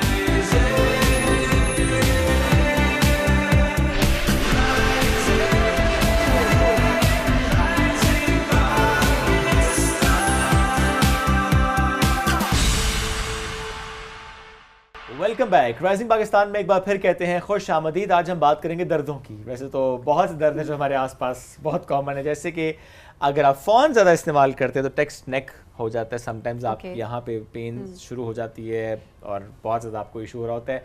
अगर आप लेटे लेटे फ़ोन यूज़ करें तो भी ये हो रहा होता है। पोस्चर का ओवरऑल बड़ा मसला है शुएब। हम बैठते बिल्कुल स्लाउच करके, हम सीधा सीधी तरह बैठते नहीं है, अपराइट होके नहीं बैठते, अपराइट होके नहीं बैठते। ड्राइव करते हैं तो वो एक तरफ ही हम बस टिल्ट रहते हैं कि एक शोल्डर पे पड़। ये हर कोई वैसे पूरी बॉडी ना ऐसे हो जाती है। अच्छा, वैसे वाकई जब देखें, जिस वीक मेरे साथ ये होता है कि जिस वीक में ड्राइविंग नहीं करती तो मुझे बैक पेन जो है मुझे नहीं होती, लेकिन जिस वीक में मतलब ज़्यादा ड्राइव कर रही होती है तो मुझे नेक पेन और ये स्टार्ट हो जाता है। और वाकई ऐसा होता है कि एक साइड पे ना यूँ ऐसे रख के ऐसे ड्राइव कर रहे होते हैं। सही बात है। So this the reason. तो ये ओवरऑल देखिए, हमारे जो लैपटॉप का इस्तेमाल, स्क्रीन टाइम की जो हम बात कर रहे होते हैं, ऑफिस आवर्स में हम बिल्कुल स्ट्रेचिंग नहीं कर रहे होते, लैपटॉप पे लगे हुए हैं तो बस हम थ्रू आउट जो है वो इसका इस्तेमाल कर रहे होते हैं। तो आज ज़रा जानने की कोशिश करेंगे कि बेसिक जो स्ट्रेचेस हैं वो किस तरह से घर में की जा सकती है, फिजियोथेरेपी कितनी इंपॉर्टेंट है, जिससे हम थोड़ा बेहतर फील कर सकते हैं। एब्सोल्युटली। इस पर बात करने के लिए आज हमें ज्वाइन किया। आप भी कुछ देख लेना कंफ्यूज हो जाएंगे कि इसमें से डॉक्टर आयशा कौन है, डॉक्टर आमना कौन है, बिकॉज ट्विन्स है माशाल्लाह, और दोनों ने फिजियोथेरेपी को चूज़ किया, इसको लेकर चल रही हैं, प्रैक्टिस कर रही हैं। Let's welcome twin sisters doctor Ayesha Farooq and doctor Amna Farooq. अस्सलाम वालेकुम जी, कैसे हैं आप लोग? वालेकुम अस्सलाम। ये 5 मिनट कौन बड़ा था, भूल गई। मैं बड़ी थी। डॉक्टर आमना 5 मिनट बड़ी थी। ओके जी, तो बड़ी डॉक्टर आमना से स्टार्ट करते हैं। Exactly. ये अच्छा, आपकी आवाज़ें बिल्कुल सेम है जी बिल्कुल। सो ये जो हैबिट्स हैं वो भी सेम है, वो भी सेम था कि अच्छा प्रोफेशन भी सेम होना चाहिए? हाँ बिल्कुल, हमारी हर चीज़ सेम है। Okay. हमारी स्कूलिंग, कॉलेज, आगे हमने प्रोफेशन भी इसीलिए सेम चूज़ किया कि हम दोनों को साथ ही चलना था। ओके। और आगे हमें अपना सेटअप करना था, सही। इसलिए हम दोनों ने इसी फील्ड को दोनों चूज़ सेम किया। लाइक थी?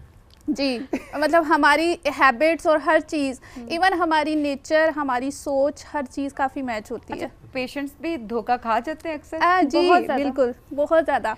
हाँ। रिसेंटली ऐसा होता है कि वो डॉक्टर आमना को डॉक्टर आयशा समझ लेते हैं और फिर जब वो देखते हैं तो थोड़ा सा शॉक होते हैं और फिर वो कहते हैं कि आपने इतनी जल्दी वेट लूज़ कर दिया।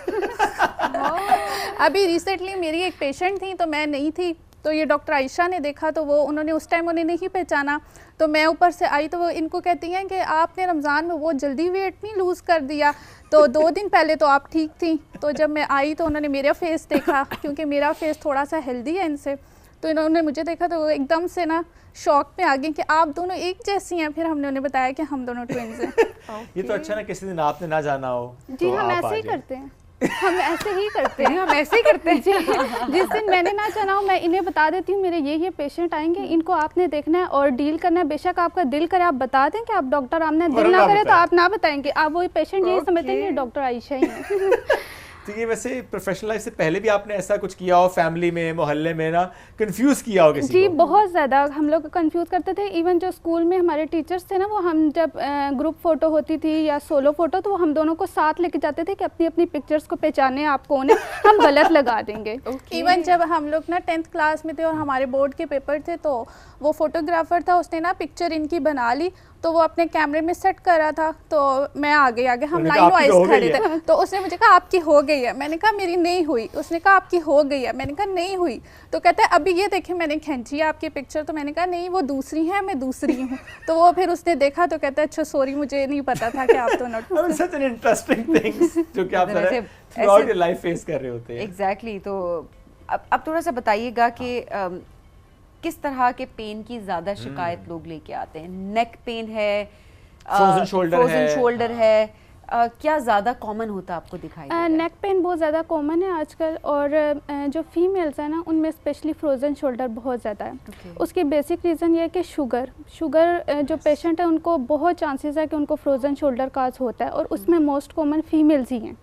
और आजकल जो यंगस्टर्स में वो बैक पेन बहुत ज़्यादा कास्ट हो रहा है। और रिसेंट मैंने अभी देखे हैं अपने 2 से 3 patients, one is 16 years and other one is 15 years, उनको बेल्स पाल्सी हुई है। और ये बड़ा शॉकिंग है कि इतनी यंग एज में इनको बेल्स पाल्सी कैसे हुई है। इसमें क्या होता है? इसमें लकवा जिसको बोलते हैं। अच्छा, जी, उसमें यह कि आपको या फिर टेंशन हो रही है, या आप सर्दी से गर्मी या गर्मी से सर्दी में जा रहे हैं। जी बिल्कुल, तो लोग एहतियात नहीं करते ना, तो उसकी वजह से उनको बेल्स पाल्सी हो जाती है। ये रिसेंटली मेरे 2 पेशेंट ऐसे गए हैं जो बहुत यंग एज में उनको बेल्स पाल्सी हुई है। जी, तो ये है कि ज़्यादातर जो हम लोगों का पेशेंट आता है ना, वो ये एक स्ट्रोक का पेशेंट बहुत है, एक जो है नेक पेशेंट और फ्रोजन शोल्डर, ये 3 बहुत पेशेंट आते हैं। पहले ये कॉन्सेप्ट था ना कि बुढ़े हो गए हैं तो जोड़ों में दर्द है तो बुढ़ों ने करवानी है। अब यह है कि यंगस्टर्स में बहुत प्रॉब्लम्स है। लाइक जैसे इन्होंने कहा कि जो ड्राइविंग करते हैं उनको बहुत इश्यूज़ हैं, उनका नी का और लेग के बहुत इशू हैं। सही बात है कि वो ऑन एंड ऑफ ब्रेक देना, उस पर प्रेशर पड़ता है। दूसरी बात नेक का, यंग्स में ना नेक का बहुत इशू है, क्योंकि ज़्यादातर हम लोग काम लैपटॉप्स पे, मोबाइल्स पे करते हैं। जी, हमारी पोस्चर ठीक नहीं होता, तो वो सारा ना हमारे मसल्स टाइट हो जाते हैं नेक के और शोल्डर्स वगैरह के, तो इस वजह से ज़्यादा इश्यूज़ ना यंगस्टर्स में ज़्यादा आ रहे हैं। और अब यंग्स भी फिजियोथेरेपी की तरफ आते हैं, वो करवाते हैं कि हमें ज़रूरत है इस चीज़ की। ज़रा आपके मसल स्टिफ हो जाते हैं। डॉक्टर साहब कितना होता है कि जैसे सबीन ने कहा ना, ड्राइविंग करते हुए जब एक मुसलसल एक ही पोस्चर में अगर आप बैठे हुए हैं या काम कर रहे हैं या ड्राइविंग कर रहे हैं, वो जो मसल्स होते हैं क्या वो इतने स्टिफ हो जाते हैं कि बिल्कुल उनको ठीक करना चैलेंज हो जाता है? नहीं, ऐसा नहीं है। अगर आप अर्ली पे अगर आप इसको पेन लें, क्योंकि बहुत सारे लोग ऐसे होते हैं वो पेन को इग्नोर कर रहे होते हैं, उनको पेन हो रही होती है लेकिन वो कह रहे होते हैं ठीक हो जाएगा, ठीक हो जाएगा। एट द एंड जो है वो बिल्कुल जब पेन आउट ऑफ कंट्रोल होता है ना, वो तब आते हैं, तो हमारे लिए भी थोड़ा डिफ़िकल्ट होता है उसको ट्रीट करना। तो मैं तो लोगों को यही एडवाइस करूँगी कि आपको जैसे लगे कि 1 वीक से आपका पेन नहीं जा रहा, तो आप ज़रूर फिजियोथेरेपिस्ट के पास आएँ, ताकि आपको भी ईजी हो और फिजियोथेरेपिस्ट को भी ईजी हो, और जल्दी सेशंस में जल्दी ठीक हो जाएगा। वो आपको सेशंस भी इतने नहीं लेने पड़ेंगे। जितना आप डिले करते हैं ना, तो आपके सेशंस भी ज़्यादा होते जाते हैं। जैसे मैं आपको बात करूँ तो फ्रोज़न शोल्डर है, उसमें ना 3 स्टेजेस होती हैं। तो पेन कॉन्टीन्यूसली हो रहा है और मूवमेंट कॉन्टीन्यूसली रिस्ट्रिक्टेड हो रही है, पेशेंट उसको इग्नोर कर रहा होता है। जब वो 3rd स्टेज पे आता है ना, जब बिल्कुल ही बाजू नहीं हिला सकता, तो तब वो फिजियोथेरेपिस्ट के पास आता है। तो हम हमेशा उन्हें ये कहते हैं कि यही आप महीना या 2 महीने पहले इसको पेन को कंसीडर करती तो आपको भी इतनी तकलीफ ना होती। फिर उनको ज़ाहिर बात है सेशंस भी ज़्यादा होते हैं और हमें भी मेहनत डबल ट्रिपल करनी पड़ती है कि वो जल्द से जल्द अपनी लाइफ को बेहतर बनाए। सही। और ज़्यादा इशू ख़वातीन के साथ होता है? जी, मोस्टली ख़वातीन के साथ भी होता है और मेल्स में भी आ रहा है, लेकिन फीमेल्स में ज़्यादा है। ज़ाहिर बात है उनमें ऑस्टियोपोरोसिस और ऑस्टियोआर्थराइटिस के इशूज़ ज़्यादा आ जाते हैं। प्लस हम चूँकि मुसलसल बात करते आ रहे हैं कैल्शियम की, विटामिन डी डेफिशिएंसी की, अनीमिया की, तो ज़ाहिर है उसका पूरा इम्पैक्ट आपकी बॉडी पे पड़ रहा होता है। भी अपना ख्याल नहीं रख पाती ना ख़वातीन, ज़्यादातर ये हाइड्रेशन का ख्याल नहीं रखती। नहीं शुएब, ये भी एक मसला है ना कि जो घर के काम होते हैं ना, वो करके वो वैसे ही एग्जॉस्ट हो जाते हैं और उनको लगता है यही हमारा वर्कआउट है, बट डेफिनेटली जो आपके मसल्स से उनको स्ट्रेचिंग की ज़रूरत है, उसका टाइम ख़वातीन को नहीं मिल रहा होता है। बेसिकली ख़वातीन का कॉन्सेप्ट ये है कि हम सारा दिन काम करते हैं, ये हमारी एक्सरसाइज है, ये हमारा वर्कआउट है। ये नहीं है, जब तक आपका माइंड रिलैक्स हो, आपकी स्ट्रेचिंग्स हो, आपकी पूरी बॉडी हो इस चीज़ पे, तो फिर आपका ये वर्कआउट भी ना काम आता है। नहीं तो ये डेली की एक्टिविटीज़ को जो हम कहें कि नहीं ये फिजियोथेरेपी के इक्वल हैं, तो ये नहीं है। ओके, सर्वाइकल पेन की अगर बात करें, वही नेक पेन के पर्सपेक्टिव से पूछना चाह रही हूँ कि क्या फ़र्क है नॉर्मल नेक पेन में, सर्वाइकल पेन में? इसको डिफ्रेंशिएट किया जा सकता है? क्या सिम्टम्स हैं, उसके बाद कैसे ट्रीट करें? क्योंकि ये यंगस्टर्स के पर्सपेक्टिव से वेरी कॉमन। जी, जो सर्वाइकल पेन है, जो उसका ये होता है कि मोस्टली आफ्टर सर्जरीज बहुत ज़्यादा लोगों को इश्यूज आते हैं, या उन लोगों के होता है किसी के एक्सीडेंट हो जाए, स्पाइनल कॉर्ड में इंजरी आ जाए, गैप आ जाए, कोई गिर जाए, उनको चोट लगे, या इस सर्वाइकल की जगह पे उनको चोट लगे, तो वो सर्वाइकल इंजरीज होती हैं। और जो नेक पेन है उसकी डिफरेंट कॉजेज़ होती हैं, उसमें आपकी मूवमेंट भी रिस्ट्रिक्ट होती है, आपका पुअर पोस्चर होता है, उसके झुक के देखना, प्रोलॉन्ग सिटिंग है, ये नेक पेन के कॉजेज़ हैं। सर्वाइकल का थोड़ा सा डिफरेंट है, उसकी टेक्निक्स भी थोड़ी सी डिफरेंट है, और नेक पेन के थोड़ा सा डिफरेंट ट्रीटमेंट। ओके, जैसे हम ये भी देखते हैं आजकल कि अब जो आपका अगर खड़ा करें बंदे को, तो नज़र आता है कि अच्छा फेस अलाइंड नहीं है बॉडी के साथ, जो हेड है थोड़ा सा आगे की तरफ है, पीछे से एक हम्प सा क्रिएट हो रहा है, जो कि बहुत कॉमन हमें नजर आता है। सो इसमें एक तो क्यों होता है ये, और किस तरह से ठीक होता है? क्या रिवर्सिबल है ये? जी, बिल्कुल रिवर्सिबल है। ये पुअर पोस्चर की वजह से होता है, क्योंकि हम मोस्टली जो है ज़्यादातर लोग हैं ना, वो आजकल आपको पता है ऑनलाइन काम ज़्यादा है, फ्रीलांसिंग वगैरह का, वो प्रोलॉन्ग सिटिंग करते हैं, लैपटॉप पे इतना टाइम वो बैठते हैं। फिर हम लोगों के ये लाइफस्टाइल थोड़ा सा रूटीन चेंज है कि हम पूरी रात जागते हैं और मोबाइल यूज़ करते हैं, तो कॉन्टीन्यूसली जब हम ऐसे मोबाइल यूज़ करते हैं, तो जो हमारे नेक के मसल्स हैं ना, उन्होंने ऐसे अडॉप्ट, वो अपनी पोजीशन को ऐसे अडॉप्ट कर लेते हैं, तो आपको ना पीछे एक हम्प नज़र आता है। पहले जो मसल्स हैं वो स्टिफ होते हैं, स्टिफनेस पे भी कोई भी हम अगर इग्नोर करें ना, तो वो ट्रिगर पॉइंट्स बनाते हैं, और ट्रिगर पॉइंट्स के बाद उसको भी हम इग्नोर करें तो वो एक हम्प बना देते हैं। तो ये है कि हम जो है रिवर्सिबल है। कितना वक्त लगता है इसमें? Almost 15 days. ओके, जी 15 डेज में रिवर्स हो जाता है? जी, रिवर्स हो जाता है। उसके बाद तो ठीक रखने होता है, क्योंकि नहीं देखिए, मैंने काफी ज्यादा लोग देखे जिनका पूरी पर्सनालिटी पे फर्क आया होता है, क्योंकि हम मैं आपको बता रही हूँ कि ये आपके डिपेंड करता है कि अगर जो पेशेंट जो है ना जल्दी अर्ली आ जाए ना, उन्हें हो कि हमें हम फील हो रहा है, तो उनको 15 डेज, लेकिन अगर ज़्यादा है तो ऑलमोस्ट 1-2 मंथ भी लग सकते हैं। फिर भी आई थिंक मंथ की अगर बात है तो तब ठीक है, लेकिन वो अगर कंटिन्यू कराएं तो। अच्छा, अब हम जाएंगे कि बेसिक एक्सरसाइजेस अगर हम एग्जैक्टली कि जैसे फॉर एग्जांपल यहाँ पे, अदरवाइज जो नेक पेन के साथ आपके पास आते हैं, कोई एक्सरसाइज जो घर में आप खवातीन स्पेशली खुद से कर सकें। जी, मैं इनकी परफॉर्म करके आपको दिखाती हूँ, ठीक है।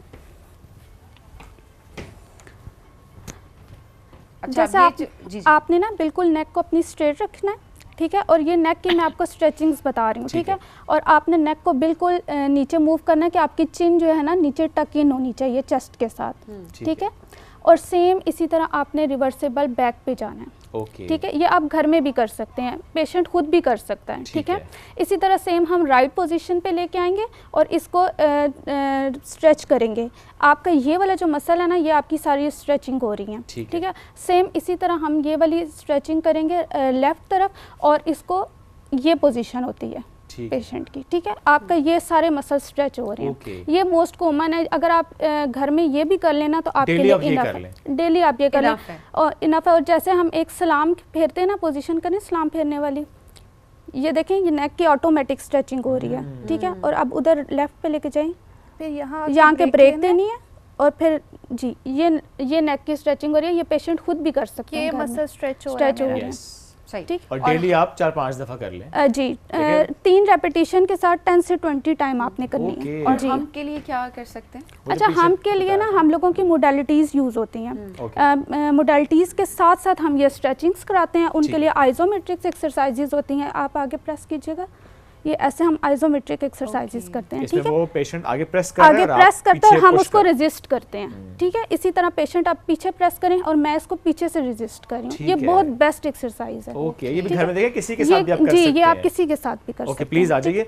अच्छा, और इसमें डॉक्टर साहब अक्सर हम वीडियोस देख रहे होते हैं क्रायो प्रैक्टिशनर्स की, वो जब झटके देते हैं, कड़ाकों की आवाजें आती हैं, कमर अलाइन हो रही होती है, गर्दन ठीक हो रही है, तो देखने का तो मजा आता है। एक्चुअल में भी फायदा होता है? एक्चुअल में सम केसेस में फ़ायदा होता है। सम पेशेंट ये भी कंप्लेन करते हैं कि हमारी कंडीशन ज़्यादा वर्स हो रही है। ये डिपेंड करता है कि आप किस कंडीशन में जा रहे हैं, कौन सी डिजीज़ में जा रहे हैं। कुछ डिजीज़ ऐसे होती हैं जिसमें ये साइड इफेक्ट हो जाता है इसका, और कुछ लोगों को इससे बेनिफिट्स होते हैं। मैंने सवाल रखा, बड़ा आपने भी इसको अच्छे से सेलिब्रेट किया कि वाकई हर केस ऐसा नहीं होता जिसमें आप क्रायो प्रैक्टिशनर के पास चले जाएं। बिल्कुल ऐसा ही है। डॉक्टर साहब, अगर आप इसको एक्सप्लेन करें, कौन कौन से ऐसे इश्यूज या पेन्स होती हैं जिसमें आप लोग कहते हैं कि नो फिजियोथेरेपी, नो एक्सरसाइज, कि हम जिसमें फिजियोथेरेपी नहीं कर सकते। हम लोग बेसिकली, वैसे तो हम लोग ऑल फिजियोथेरेपी की एक्सरसाइज रिकमेंड करते हैं, ऐसा कोई इश्यूज नहीं है। लेकिन जैसे है आफ्टर सर्जरी के बाद ना हम कुछ टाइम का गैप देते हैं कि हमने इसमें फिजियोथेरेपी की एक्सरसाइजेज नहीं करवानी। या जैसे बहुत ज़्यादा छोटे बच्चे हैं तो उनको हम देख के एक्सरसाइजेज करवाते हैं। उसके अलावा overall through out all bodies की हम एक्सरसाइजेज करवा सकते हैं, ऐसा कोई इशू नहीं है। अच्छा, अब तो हमने देखे बहुत से नई टेक्निक्स भी आ गई हैं। आई डोंट नो उसको क्या कहते हैं, जिसमें कुछ लगा अटैच करते हैं, उसमें करंट होता है हल्का सा, होता है, वो करंट सा होता है, उसमें बढ़ाते रहते हैं उस करंट को। जी जी, उसे पूछते हैं आपसे कितना बेयर कर सकते हैं आप, 1 2 3 4 जितना बेयर कर सकते हैं। टेंस होता है। सो ये थोड़ा सा एक्सप्लेन करें, ये क्या तरीकेकार है? मैंने करवाया था, मुझे बड़ा फायदा हुआ, एक सेशन में फायदा हो गया था। अच्छा, उसमें ये होता है कि वो मसल्स पे लगता है। ठीक है, मसल्स पे लगता है। आपने एक स्पेसिफिक मसल, जैसे अगर मैं शोल्डर्स के मसल हैं तो मैंने उन मसल्स को कवर करना है। उसके बाद मैं ना उसकी सेटिंग, मशीन की सेटिंग कर देती हूँ। जैसे मैंने टेंस देना है कि मैंने EMS देना है, इन दोनों में भी थोड़ा सा फ़र्क है। ये बेसिकली नर्व को एक्यूमुलेट करता है, ब्लड के फ्लो को इंक्रीज़ करता है और स्टिफनेस को कम करता है। तो हम जब ये लगाते हैं और जो उसकी इंटेंसिटी है वो अकॉर्डिंग टू पेशेंट बियर, जितना वो कर सके हम उसकी इंटेंसिटी को बढ़ाते हैं। ये ऑलमोस्ट 15 to 20 मिनट्स एनफ होते हैं और इससे ये है कि बहुत जल्दी पेन रिलीफ हो जाता है। स्पेशली हम देखते हैं कि ये नेक का एरिया मैंने इसी के लिए इस्तेमाल किया था, तो जब उन्होंने लगाया 15 मिनट तो नींद बहुत अच्छी है, तो ऊपर से वो ठीक हो गया था। जी जी, वो पेशेंट डिमांड करते हैं कि हमें वो करंट वाली मशीन लगा मजा बड़ा आता है, सुकून मिलता होगा। जी, और कभी आप ना लगाएं तो वो स्पेशल पूछते हैं कि आज वो करंट नहीं लगाया आपने। तो करंट इज ट्रेंडिंग, करंट लेने में मजा आता है। जैसे डॉक्टर साहब अक्सर होता है ना कि हमारे यहाँ बड़ा रुझान है कि जाते हैं डॉक्टर के पास, ड्रिप लगा दो। जी जी, तो आपको रुझान आपके पास ये करंट लगा दो। अच्छा, सो ओवरऑल अगर हम देखें किस एज ग्रुप के लोग आपके पास ज़्यादा आते हैं? क्या टीनेजर्स भी आ रहे होते हैं? बिकॉज जो हम स्क्रीन टाइम की बात कर रहे हैं, जी जी, टीनेजर्स में भी अच्छा खासा ये प्रॉब्लम अब दिखाई दे रहा है। मेरे बहुत ज़्यादा यंग्स पेशेंट ज़्यादा आते हैं कि उनको नेक के ज़्यादा इश्यूज होते हैं, शोल्डर्स के और बैक के। फिर उनको होता है कि बस जल्दी से ठीक जल्दी से। ये जो कुछ लोगों की हर वक्त हड्डियों से आवाज़ें आ रही होती है, कड़क उठते हैं कड़क, जी जी जी, स्पेशली नीज से भी बाजू आते हैं हिलाते जॉगिंग, हैं कड़क, और नीज का तो अच्छा खासा होता है, नमाज सजदे में पढ़ते जाओ हैं, तो सजदे में जाओ। आवाज जी, आती है अच्छी जी खासी। जी। ये इसकी क्या वजह होती है? ये एक तो आपकी बॉडी में कैल्शियम की कमी की वजह से भी हो सकता है, और जिनको घुटनों में होता है ना, ये मोस्टली फीमेल जो एज की होती हैं उनको होता है। उसमें ये है कि आपका जो साइनोवियल फ्लूइड है वो कम हो जाता है, तो आपस में बोन एक दूसरे से टकराती है, तो सजदे में जब हम जाते हैं तो वो आवाज़ आती है। मैंने तो यंग लोगों में भी जी, देखा वो है। कैल्शियम की कमी की वजह से होता है जी। इसमें क्या करना चाहिए? हमें कैल्शियम के सप्लीमेंट्स लेने चाहिए ठीक और है। डेली वर्कआउट करना चाहिए हमें। ओके जी। अच्छा, स्ट्रेचिंग ये भी होता है कि मे बी कुछ कोई फिजिकली एक्टिव नहीं है इतना, तो जी, उसके जी। बाद भी ये ज़्यादा होता हो ये, क्योंकि अक्सर कैल्शियम का टेस्ट भी पूरे मतलब कैल्शियम पूरा होता है, उसका मसला भी नहीं होता। कुछ ऐसी एक्सरसाइजेस होती हैं जो हम पेशेंट को गाइड करते हैं कि ये आपने होम में करनी है, पेशेंट इजीली कर लेता है। और ओके। कुछ ऐसी स्ट्रेचिंग्स होती हैं जो हम उनको अवॉइड करते हैं कि ये आपने घर में नहीं करनी है, क्योंकि ये फिर वो पेशेंट खुद करते हैं ना, तो उन्हें रेंज पता नहीं होती कि कितना स्ट्रेच करना है, कितनी देर तक करना है, तो वो ना थोड़ा सा हार्मफुल हो जाता है। सही। जी, एक केस रिपोर्ट हुआ था इस तरह, उन पेशेंट ने नेक की स्ट्रेचिंग खुद घर में की, आई थिंक किसी यूट्यूब से देख के, तो उनका जो मसल था ना ये लॉक हो गया था, तो बहुत बहुत स्वेयर पेन था, तो फिर बहुत मुश्किल से वो रिकवर हुई थी।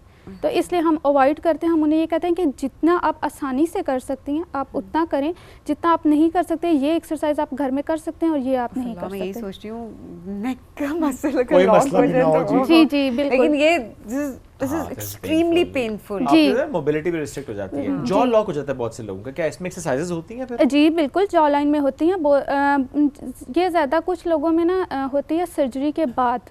जॉ लाइन जो है ना उनकी रिस्ट्रिक्ट हो जाती है, तो उसमें यह है कि हम उनको ज़्यादातर गाइड करते हैं कि आप चीविंग करें, या उनकी अलग से जॉ लाइन की एक्सरसाइज होती है, लेकिन वो बहुत अच्छा रिकवर करते हैं। और स्ट्रोक के बाद जो एक हम कहते हैं रिहैब का प्रोसेस बड़ा इंपॉर्टेंट होता जी, है, बिल्कुल। बहुत से लोग इग्नोर कर देते हैं। एक तो हमारे यहाँ बड़ा एक मामला है ना कि अच्छा एज जब एज होती है तो नहीं इट्स ओके, बस ये तो एज के साथ है तो ऐसे ही रहेगा, तो ऐसे ही चलेगा, ये हमारा बड़ा एक रॉन्ग कॉन्सेप्ट हमारे अंदर है सोसाइटी में। हालांकि हमने वो पेशेंट्स जिनको स्ट्रोक के बाद हमने रिहैब का प्रोसेस करवाया, बड़ा अच्छा अपने बैक टू रूटीन आ जाते हैं। थोड़ा सा प्लीज एक्सप्लेन कीजिएगा कितना इंपॉर्टेंट होता है, किस तरह से आप लोग करते हैं? देखिए, स्ट्रोक का जो पेशेंट है अगर हम उसको फिजियोथेरेपी नहीं करवाएंगे वो फर्दर डाउन होता जाएगा। वो हमारा ये मकसद है कि हमने उसको लाइफ की तरफ वापस लेके आना है। देखिए, उसके साथ पहले एक केस हो चुका है कि उसकी जितनी भी मूवमेंट हैं वो रिस्ट्रिक्ट हो चुकी हैं, वो डिपेंडेंट हो चुका है। हमने उसको ये इस तरफ उसको कंसोल करना है कि आपने अपनी लाइफ को इंडिपेंडेंट बनाना है। ठीक है, आप टाइमली जो है इन चीज़ के सेशन लें, इस चीज़ पे गौर करें, और उनके घर वालों के लिए भी ये चीज़ है कि बेशक एज के हैं लेकिन सबको इंडिपेंडेंट होना चाहिए ना। आजकल सबका एक बिजी स्केड्यूल है, बिजी लाइफ है, और लोग प्रेफर करते हैं कि हम लोग किसी पे भी डिपेंड ना हो। तो जो हमने डे केयर हम रखते हैं, जो केयर टेकर्स हम लोग रखते हैं, उससे बेहतर यह है कि हम फिजियोथेरेपी करें ताकि वो बंदा इंडिपेंडेंट हो और अपनी लाइफ की तरफ वापस आए। ऐसे में देखते हैं स्पेशली हम एजेड लोगों में, बिलखुसूस ख़वातीन में हमने ज़्यादा ये कॉमन देखा है कि अगर स्लिप हो जाए तो रॉड का डलना या वो जॉइंट रिप्लेसमेंट, हिप रिप्लेसमेंट, ऐसे केसेस में वो फेयर आ जाता है उनके अंदर कि नहीं अब नहीं चलना, अब स्टेयर्स नहीं उतरनी। सो आप लोगों के लिए तो ये भी चैलेंज है कि पहले उस फेयर को ओवरकम करना है। जी बिल्कुल, हम लोग उनको अच्छे से गाइड करते हैं। एक मेरी पेशेंट थी, उनका TKR था, टोटल नी रिप्लेसमेंट, तो उनको ये बहुत ज़्यादा फेयर था कि मैं गिर जाऊंगी, लेकिन हमने उनको कंसोल किया कि हम आपके साथ हैं, हम आपको गिरने नहीं देंगे। तो अच्छा उन्होंने रिकवर किया, और वो अपने पहले उन्होंने स्पोर्ट के थ्रू शुरू किया था, लेकिन अल्हम्दुलिल्लाह उन्होंने अपना पूरा रिकवर किया था। और जो सपोर्ट है, सॉरी, अक्सर हम देखते हैं ना कि आप सपोर्ट यूज कर रहे होते हैं और बहुत से फिजियोथेरेपिस्ट से कहते हैं कि डू नॉट यूज सपोर्ट, जी आप खुद चलें। जी, लेकिन अगेन हमारे घर में कॉन्सेप्ट है कि नहीं आप सपोर्ट यूज करें ताकि गिर ना जाए। जो मैंने आपको मेंशन किया उसमें ये टोटल नी रिप्लेसमेंट थी, इसलिए उनके लिए ज़रूरी था कि वो एकदम से उठ नहीं सकती थी आफ्टर सर्जरी, तो उनके लिए सपोर्ट ज़रूरी थी। हम खुद यही रिकमेंड करते हैं कि सपोर्ट नहीं लेनी। आप जितना सपोर्ट पे रहेंगे ना तो पेशेंट सपोर्ट पे डिपेंड करना शुरू हो जाता है। तो हमारी फर्स्ट डे से कोशिश ये होती है कि आपने खुद करना है। सही। अच्छा, ये जो हर वक्त हम देखते हैं ना आदत होती है ये पटाखा बजाना, पटाखे निकालना, लिटरली मैं सही कह रही हूँ। ये लोग, अच्छा कुछ लोग इतने हैबिचुअल हो जाते हैं कि जब तक वो ना करें ना, हालांकि नहीं करना चाहिए, तो उनको बड़ा मसला होता है कि ये तो बहुत उलझन सी होना शुरू हो जाती है। इसके क्या नुकसान आते हैं? देखें ये जो हड्डियां हैं ये क्लिक क्लिक करती हैं, वही बात है, पोजीशन इनकी एक फिक्स पोजीशन है। जब हम लोग ये बार बार इस तरीके से करेंगे वो मतलब लूज हो जाता है, जॉइंट लूज हो जाता है इसमें, ठीक है। तो ये एक हैबिट बन जाती है और बाहर लोगों में बैठ के ये करना भी बुरा लगता है, तो इसलिए अवॉइड करना चाहिए, क्योंकि जो है ये रेंज वगैरह इसकी ना मूवमेंट जो है ख़राब होती है, अपने जॉइंट्स की ना मूवमेंट लूज़ हो जाती है और ज़्यादा रेंज इसकी ज़्यादा, जैसे फिंगर को अगर आप इतनी रेंज आप उसको ज़्यादा ट्विस्ट करेंगे तो वो ऑटोमेटिकली ख़राब ही होगी ना, फिंगर आपकी नेचुरल पोजीशन से हट जाएगी उसकी पोजीशन। अच्छा, वैसे आप दोनों को तो कभी जाने की ज़रूरत ही नहीं पड़ती होगी फिजियोथेरेपी? नहीं, वो अपनी रूटीन ठीक रखते होंगे ना? नहीं, एक रूटीन के पर्सपेक्टिव से भी आती दोनों को है ना, एक की नेक में पेन हो रहा है, दूसरी कर देती है। हमने अभी यही बताना चाह रही थी कि जैसे हमारे पेशेंट्स हैं, हम उनकी फिजियोथेरेपी करके इतने थक जाते हैं कि घर में हम रात को एक दूसरे को सेशंस देते हैं। जी मैं इनको ये कहती हूँ मैंने सबकी कर ली, अब आप मेरी फिजियोथेरेपी करो, तो फिर ये कहती है बदले में मेरी भी कर दी है, सीधा करंट लगा दिया करें। करंट ही लगाते, करंट तो हम एक दूसरे को खुद ही मैं लगा लेती हूँ अपने आप को, लेकिन जो स्ट्रेचिंग वगैरह है ना उनके लिए जो पेशेंट एक्टिवली करता है, लेकिन जो पैसिवली जाती है ना वो बहुत अच्छी स्ट्रेचिंग जाती है। तो मैं इन्हें कहती हूँ, ये मुझे कहती हैं कि मेरी करते हैं। तो मतलब आप दोनों का फायदा, लेकिन घर वालों का भी तो फायदा होता है। जी, घर वालों का भी बहुत फायदा है, वो पहले ही तैयार बैठे होते हैं कि ये आएंगी तो अब हमारी बारी है। ओह माय गॉड, ये तो घर की बात है। बाकी फैमिली वाले भी, हम किसी भी इवेंट में जाएंगे ना तो वो पहले अपने घुटने पकड़ के कहेंगे मेरे घुटने में बहुत दर्द है, जरा बताना कुछ कि हमें क्या करूं, थोड़ी एक्सरसाइज गाइड कर दें। तो हम जहाँ पे भी जाते हैं ना और किसी को ये पता चले कि ये फिजियोथेरेपिस्ट है तो वो अपने पहले मसले मसाइल वैसे आप खुशकिस्मत थे, क्योंकि वरना घर की मुर्गी दाल बराबर होता है। आपसे डॉक्टर से पूछने के बाद भी कहते हैं अच्छा चलो आप बता दें, वो बताते हुए कहते हैं अच्छा चलो डॉक्टर से भी पूछ लेते हैं। काफी सारे डॉक्टर्स के साथ ये होता है घर के अंदर कि ये मामलात हो जाते हैं। बिल्कुल ऐसा ही है, लेकिन हमारे घर वाले ना हमें कहते हैं कि आपने बाहर लोगों को ट्रीट किया, अब रात को हमारी बारी है। क्योंकि शादी पे ये होता होगा ना, आपकी टेबल पे तो रश होता होगा कि बैठ रहे उस टेबल पे जिस पे डॉक्टर आमना डॉक्टर आयशा बैठी जी। अभी एक दफ़ा मेरे साथ ये सीन हुआ कि मैं शादी पे गई, मुझे नहीं पता था, मेरी मदर की कज़न के बेटे हैं, उनका रिसेंटली बहुत सीवियर एक्सीडेंट हुआ था ना, तो वो आए थे मेरे पास और उन्होंने ना मैं बैठी, उन्होंने 7 चेयर रखी और अपने साथ मुझे बिठाया और कहते हैं देखिए मेरी ये मसला हो गया। तो मैंने उन्हें सारा गाइड किया। लोग मुझे देख रहे थे कि यहाँ पे ये पेशेंट और डॉक्टर वाला काम हो रहा है। जी, शादी पे आई और पेशेंट डॉक्टर की कंसल्टेशन चल रही है। लेकिन ये हमारे लिए भी एक ऑनर भी है और एक खिदमत खल्क भी है कि अगर हमारी ज़ात से किसी को फ़ायदा हो रहा है तो इससे बढ़ के बंदे के लिए क्या बात है। सही बात है। इसलिए मैं तो कोई मुझसे जब पूछेगा कि जो पूछेगा कि हम ये कैसे कर लें, 10 दफ़ा भी पूछे तो मैं खुशी खुशी उन्हें गाइड करती हूँ कि ये अल्लाह की तरफ से हमें गिफ्ट मिला है। अच्छा, सबसे मुश्किल पेशेंट यार कि तुम are you reading my mind? सबसे मुश्किल पेशेंट जो है सबसे मुश्किल पेशेंट मेरा ड्यूरिंग हाउस जॉब में थे। उसके बाद तो इतनी अल्हम्दुलिल्लाह प्रैक्टिस हो गया कि मुश्किल नहीं लगती। अच्छा। ड्यूरिंग हाउस जॉब मेरे साथ ये हुआ था कि मैंने AFIRM से हाउस जॉब किया, arm force institute of rehabilitation मेरे साथ। वहाँ पे ये था कि स्पाइनल कॉर्ड में जो वार्ड है वहाँ पे मेरी ड्यूटी लगी थी। तो वहाँ पे मोस्टली जो आर्मी पर्सन है उनको कंप्लीट स्पाइनल कॉर्ड इंजरी की आते थे।